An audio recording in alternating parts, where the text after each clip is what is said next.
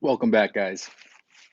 If this is your first time here at the channel, you're watching the rebroadcast because before we upload or go live with the new video, we love premiering them and then going live before for a little bit of Q&A or any updates that are going on with this channel, with the Hook to Cook family on Facebook. Today, we're a little earlier. We usually start right at 30 minutes before a premiere, but this time we're gonna go do a tackle tour out in the garage, and everything's all laid out as you guys saw on the table.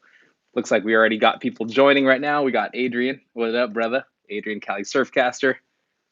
Broski, cheers. Cheers with the coffee. You're gonna see today we're premiering a video of breaking in a brand new Van stall, catching the first fish on this reel. So at the end of this live stream, definitely go ahead and jump right into this video. Let's show you guys real quick. So this is the video that's going to be premiering in, it looks like 32 minutes. But the reason we are going on early today is because this tackle tour,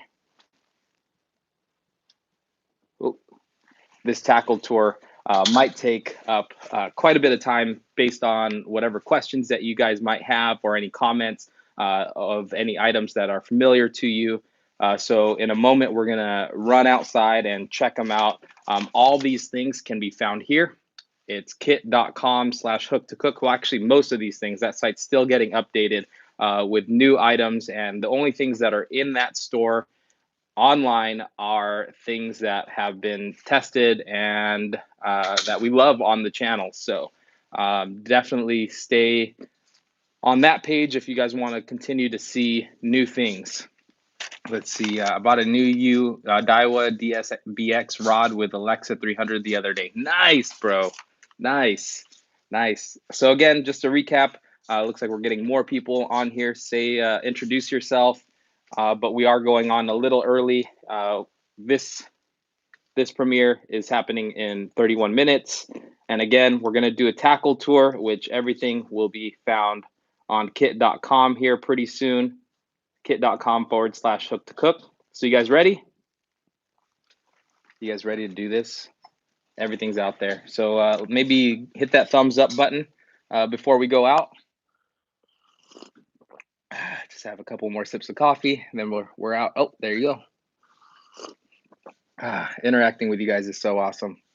Sup, Chris? Or Kalisa, give it a shot in San Diego surf. Yeah, man. Well, good luck. Good luck. The Kalisa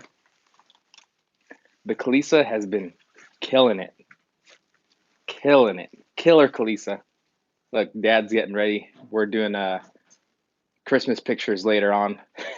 So he's making some barbecue. All right, so let's go to the garage and take a look at this tackle tour that we're going to do. All right. And this video is actually going to get left on the page. We've started deleting old live streams. Well, not deleting, unlisting, just to keep the page clean. But let's do this. Let's close this garage door real quick. Excuse the mess. But if you guys have any questions on any of the tackle or anything that we've found to do well on the surf, definitely type them in the comments thread. You guys see anything that we should start with? Any questions? There's some things that are pretty questionable to you, so maybe we could start with this.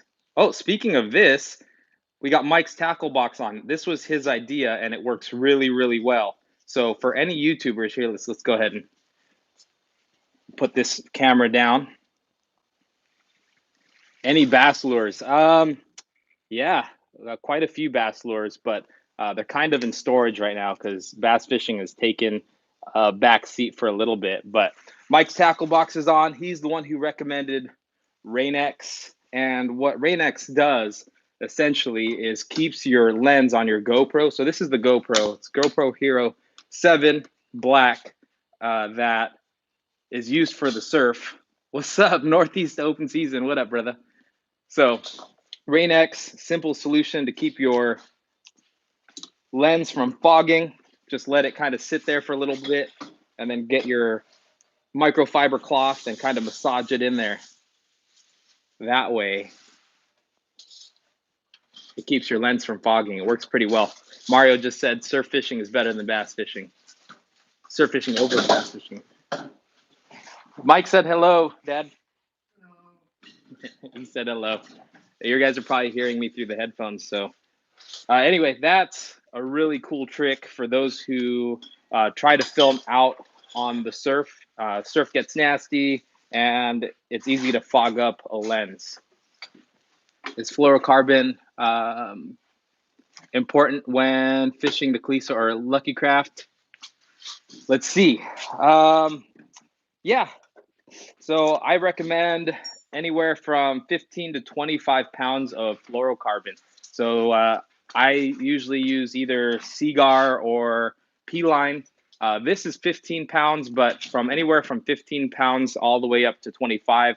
The more strength you go with, the thicker the diameter. And then what happens when you go with a thicker diameter, I'll show you guys on this Kalisa. When you go with a thicker diameter, this right here that I have on is 25-pound test. And the reason I go so heavy is because it's not as flimsy. And if you go too light of a line, other than risking snapping off, this, when it's really limber, can really foul up your hooks, and then you'll bring up your bait like that, and you just wasted a cast. The treble hooks will grab onto a limber line pretty easy, and then you'll end up like that, right? So we've all kind of experienced it, but the heavier line you go, the less chance that you're going to do that. And then the reason for fluorocarbon is that you're really getting a sensitive bite. You know, people say that mono is good because you get that stretch, but in reality, that's what your drag is set for. When your drag is set just right, you don't really need stretch. So that's the idea behind that. While we have this out, let's show you guys this. So this is something really commonly known for a lot of the anglers that are on right now. But what I have there is a tactical angler clip. This one's the 25-pound. The reason for the 25-pound, again, is that's the reason for drag. If you catch anything big enough to snap a 25-pound tactical angler clip, then your drag isn't set well enough. You could probably bring in a 40-pound fish pretty easy with this if you play it right. And then all of my plugs, I take off the split ring. So it's really easy because when you're moving things on and off this tactical angler clip, just being able to slip that eye into the wire is super easy, just like that. Now I'm back on. So if I wanted to change colors, boom, take it off, put it back on, boom. So pull off all your split rings, right? That's less of a connection to fail, as well as time saved on the surf if you want to switch out. And another beauty of the tactical angler clip is you don't have to keep cutting your leader to tie on, right? Have you ever pegged a bait about 12 inches from your lure? No, but I have thought about doing that, but the only thing really keeping me from doing that, like in terms of a teaser rig, is that it'll act like a parachute when you make that cast. It'll create drag. Well, it'll create drag, and then your casts aren't going as far. So if you want to maximize the distance of your cast, don't put a feathered treble or put a very sparse treble with feathers on it. Or, you know, don't put anything on your line that'll slow it down. Let's see. So let's go back into these comments. Fluorocar, bass fishing equals skill. Surf fishing equals anyone will bite. Best fishermen in Texas. That's okay. All right. Victor, just to address that really quick. Yeah, a big reason we're focusing on the surf right now is because we do live in an amazing area for surf fishing. Everybody has their opinions. But we've done a ton of bass fishing videos on this channel. They just don't get traction. And the reason for that is because everybody and their mother has a bass fishing channel. So right now we're in the mode where we're taking advantage of what we have in our local area. And another thing that's changed in life is my wife is pescatarian and she eats only fish. So it's nice to target a species that you can eat. Bass aren't a very good fish to eat, and it's really all sport. You catch and release bass all the time. So that's the reason. And then to address the part that anyone can catch surffish, there's a lot of people that'll disagree with you there. And then the reason we throw plugs to catch them is it makes it a lot more challenging. We can throw these, which are crappie sliders or mackerel or bait, whatever, but you do have more of a chance of catching the smaller ones, and it's a lot easier. You're going to limit out on this a lot faster than you're going to limit out on this most of the time, unless all they want is that. All right, so feel free to discuss in the comments what you guys think. Yeah. Can't eat too much surf perch. What do you look for in the waves when choosing where to fish in the surf? Okay, so you know what?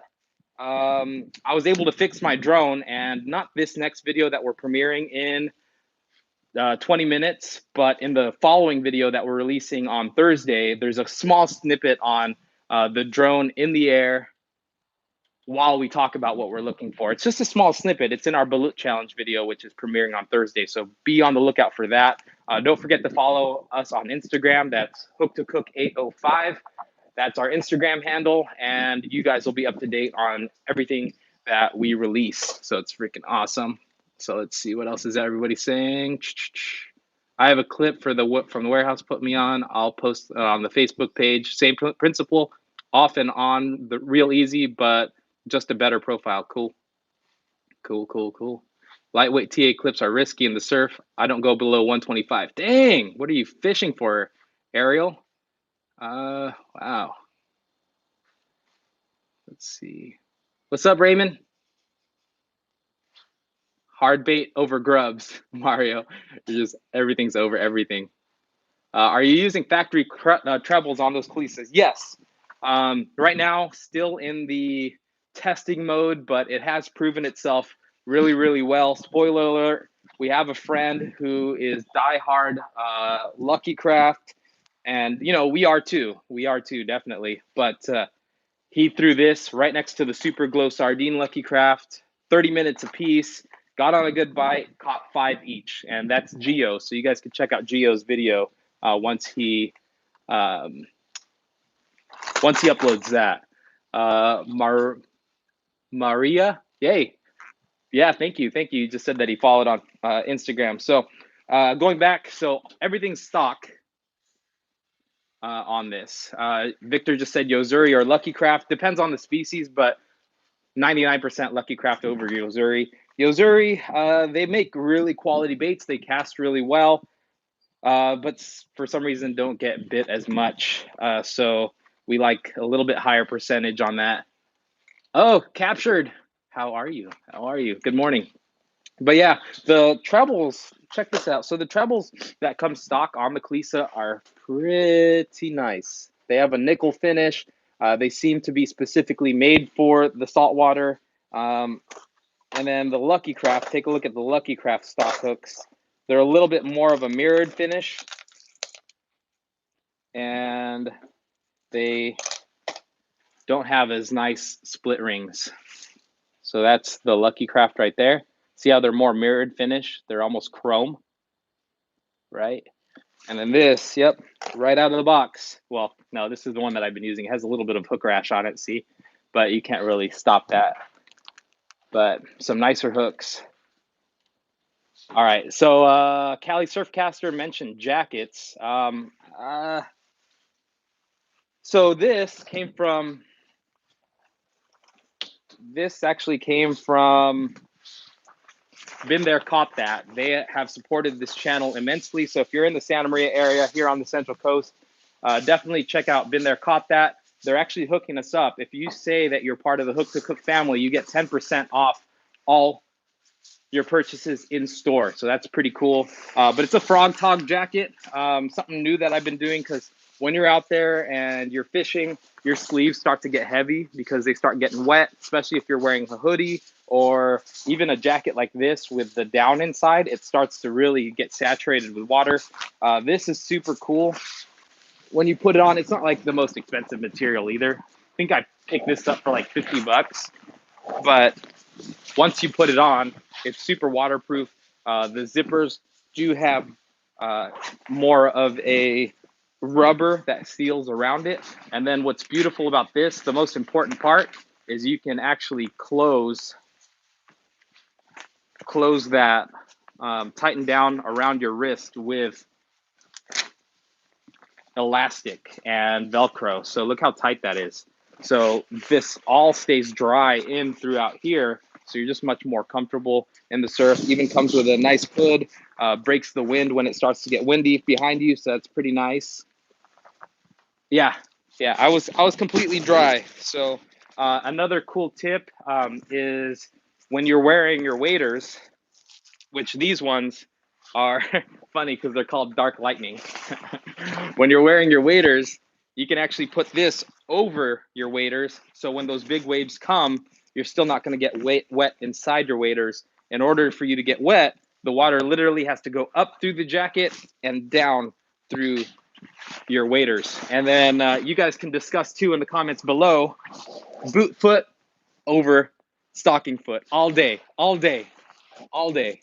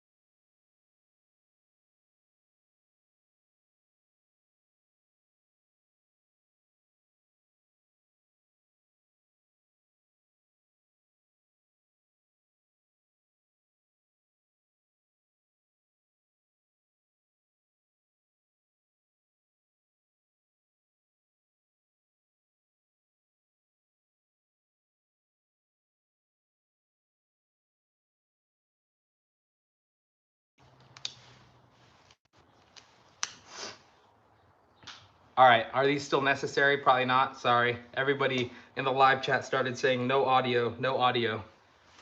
All right, it's back, thank you, thank you. Sorry about that, guys. So next, another thing that not a lot of people use that I do see, and that is some sort of casting glove. This, gosh, we've been testing this for the last maybe 3 months, and it's not meant for surf fishing, but let me show you how it works. It's actually an archery glove. Look at that. Mario, we're gonna have somebody block you right now. He just said Android is better than Apple. Lies. But check this out, guys. This is the casting glove that really is comfortable. It breathes well, and check it out. It's a leather tip. This has seen probably a good 15 surf trips, and look at that, just barely some wear on the fabric on the inside, but again, it's all leather. And then what's beautiful about the leather is once you get it wet, it's probably the closest thing to skin. You know, some people buy the ones that are made of neoprene, but those kind of get uncomfortable and they only cover one finger. Not that that's, you know, not that you need more than one finger covered, but this just keeps everything complete and you have full range of motion. Another beautiful part is if you need to handle a fish that's kind of spiky, having these other fingers covered is pretty legit, right? Like, because let's say this is a fish and its fins are the dorsal fin is sticking up right there. Boom, just grab it. You're covered. That is thick leather, and it allows you, because if you guys throw braid a lot and you're not using some sort of protection, over time it'll start cutting your finger. And then especially if you're throwing those heavier lures like the 3/4 ounce or the 1 ounce lures, one good cast can cut you all the way to the bone if you're not careful. So this thing is definitely clutch. Again, the only thing you need to do when you get out on the surf is dip your hand in the water, give it a few flexes, and then that leather really limbers up and then allows you to make as many casts as you want. You can get a ton of distance because you're not really scared of cutting your finger. So definitely recommend these. They are, again, in the kit.com store, and that'll be the easiest way to find it. And when you do buy through those links, it does support the channel. Guys, this channel has been amazing, and we've been putting a lot into this channel. So any support that we can get back is definitely appreciated. Have you caught croaker from the surf? No, just off of boats. What test is the braid? Okay, that's a good question. Good question. All right. Yep. 32 pound. I throw 30-pound braid on these. And the reason for 30-pound braid is it's the good all around, you know, because these are essentially my only 2 reels right now for the surf, for plugging.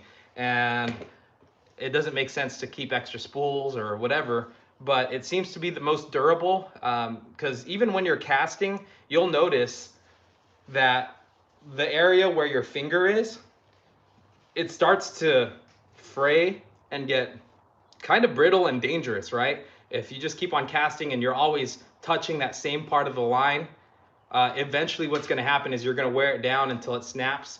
The 30-pound doesn't do that as much as, like, say 20 or 15.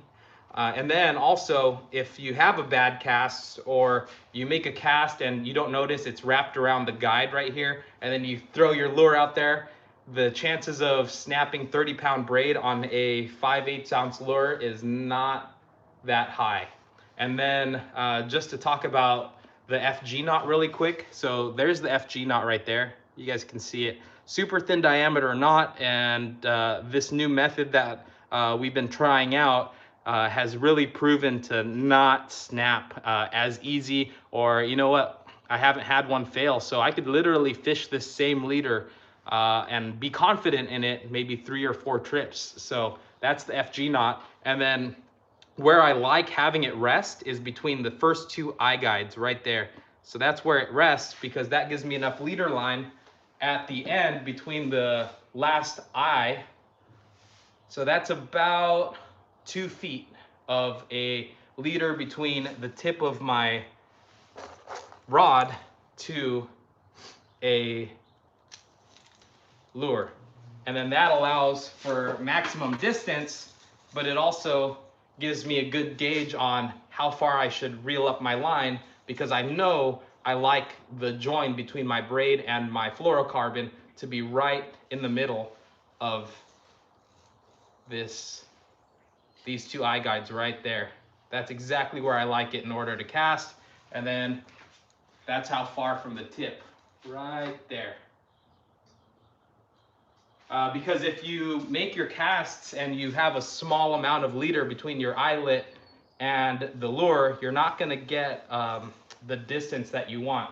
You want to be able to whip this lure out as far as possible. Let's read these comments really quick. Looks like we got 30 people on. What's up, everybody? Just going over a quick tackle tour if you're just joining. That's why we're going on a little bit earlier than usual. It's about 10 minutes before our premiere. Let's put that away real quick. Actually, you know what? In this video that we're premiering, it's the first time using this reel right here. This is the Van Staal VR50. It was a gift from a few people. Specifically, let's go over the people who were involved in this as a Christmas gift. Adrian Cali Surfcaster, who's on right now, Chris Fishdish, Martin Mansera, Frank and Pat Mancha, and Leroy and Monica. So thank you guys so much. The community has been amazing. we're definitely doing something different than any other community online in terms of surf anglers. And it's really, really cool to be a part of it. We pinch ourselves every day, just realizing that we have people who really appreciate what we do. So thank you guys for all that you do. But the VR50, if you're not familiar, Van Stalls, you can dunk fully submersed. They're fully sealed. You can dunk them in the surf, in the sand. They're pretty much impervious to all of that. So it's pretty game changer. Let's see. Yeah, fishing with Mansera. We're planning on doing a how-to FG knot video here shortly. Probably in the next, within the next month, we'll definitely do an FG knot video. Really focusing on the fine details on how to make sure that it's tight, how to pull it, make sure that you are able to burn the ends well. So we'll do a video exactly how we tie the FG knot. Let's see. Victor said, "Are you fishing today? How was that balut?" No, got work today. But the next time's probably gonna be on Tuesday for fishing. It's true the GT knot is stronger than. Is it true that the GT knot is stronger than the FG knot? Not really familiar with the GT knot, but with the FG knot, it doesn't really take much. Well, it doesn't wear as bad because it's such a thin diameter. But there's a lot of contact with the braid. A lot of contact with the braid onto that fluorocarbon leader. So let's see, where's the FG knot? It is, shoot, can't even see it. That's how thin it is. Oh, it's right at the tip. It's hard to show you guys, but I like it because there's so much contact. Look at all that contact. Let's see. So the braid wraps like 20 times over the fluorocarbon. So essentially what it is it's a big Chinese finger trap. So the harder you pull on that fluorocarbon, the tighter it gets and it digs into the fluorocarbon. So it doesn't, I mean, chances of it breaking are very slim because there's so much contact. That's about 3/4 of an inch wrapped around that fluorocarbon leader. So that leader is not going to go anywhere. Actually, Mario, who's on here right now, he used the same leader for multiple trips, and then what ended up happening is his fluorocarbon ended up stretching and wearing, and his break off was literally right here, right outside of the FG knot. So the FG knot stood true, but the fluorocarbon was what gave out. So that just is a testament to how good that knot is. And then without talking about much, this rod has actually gotten very, very popular. This one is the Okuma Cellulo. And this one happens to be the 9'6", and it's rated to throw, it's funny, it's rated to throw up to 1/2 ounce. But it's a 9 foot, but it really gets this bait out here. This reel is actually a little bit too big for it because this reel is more of a 4000 series. The sweet spot for the Okuma Cellulo is a 3000 series reel. So this is actually a smaller reel, smaller line capacity, but it's really lightweight. This is a little bit heavier than most 3000 or 2500 series. You can get away with a 2500 series, but then again, your distance really suffers. If you have to cut your braid a few times, you'll max out on your casts. These things can hold max 125 yards of 30-pound braid if you're going with the 2500. But that's why I gave away one on my Instagram, because I really didn't need it after having these two reels. But anyway, that's why the 3000 series is a good sweet spot, because you could hold more like 150 to 190 yards of whatever braid you put on here. So that's definitely recommended for this rod, is a 3000 series. So, but overall, you guys will see this thing performs really well, tons of torque.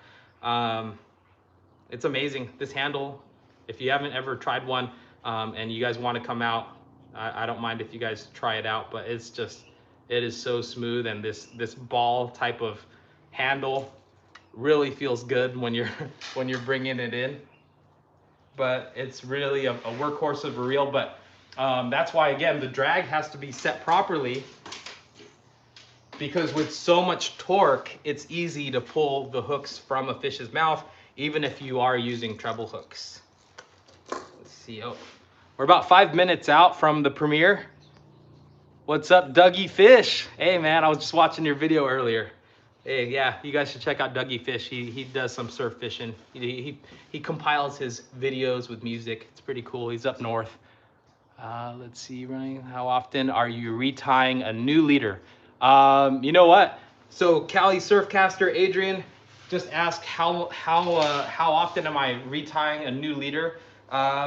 Probably once every 3 to 4 trips now, because yeah, with the tactical angler clip, there's really no need to replace this leader, and that's why it is good to go with a heavier one, like say a 25-pound leader, just because since it's thicker, it doesn't wear as fast. And then, but when you retie a leader, you're gonna want to, if you guys remember earlier in our conversation, you got to remember where. That's why it's important to keep an idea of where you like casting. So again, I like the join to be right in between the 2 guides. So I know that my finger is always in this area. So this part of my braid right here is what I always touch. See that? And you can actually tell that it's a bit more frayed than all the rest. It's gonna be hard to tell, but I can see it because of the light. But you can tell right here. You guys see that? If you guys can see that, that always gets touched. So that I'll cut all of that off. I'll probably cut off right there. I'll cut off right there. So I'm gonna be cutting off about 3 feet of line every single time I retie. So thus the spool is gonna get looser and looser with line. But another question that I got was, how long of a leader do I tie? The answer is gonna be purely dependent on your rod, okay? So that's what you're gonna wanna look at. You're gonna wanna look at how far you usually want your lure. I'll usually put on I'll start with like a 10-foot leader, and then I'll cut down from there, right? And make sure that where this knot rests is always in between the 2 guides, and then I'll measure down about how far I cast, or I like to have my lure from my eyelet to cast, and then I'll cut right there so I could tie on my TA swivel. So it's always uniform, always right here, and then I have enough there. So like it's gonna be shorter, you're gonna have a shorter leader for like an 8.5-foot rod, or if you're using a 10-foot rod, your leader is gonna be longer. But always cast with the braid. If you're casting and you're touching your leader to cast, your leader is too long. So that's a good rule of thumb. Make sure that that's the only way to measure it, right? Is you get your join right in between the 2 guides, and then your leader line gives you enough to make that cast. So that's a good question, and hopefully that answers it. But we're really close to premiere time on the last video, so that's it for the tackle tour for now. We'll do another tackle tour later on, or if there's more products that we're discovering and using, we'll definitely go more in depth on those. But let's see, Jose, good morning, good morning. How far is the lure from the tip of the rod for casting? I like about 2 to 3 feet when I do that. Can't find those gloves on your list. Can you post a link? Yes, I'll post those in the comment. You know what, for these gloves, I'll go into my ordered section so that you guys get the exact ones. They do come in a bunch of different sizes. I bought one for Veronica. But anyway, guys, the video is premiering now, so click on my channel, and then you guys will see the video that's premiering where we test out this Van Staal. So thank you guys, appreciate you. We'll catch you guys on the next video, which is dropping on Thursday too.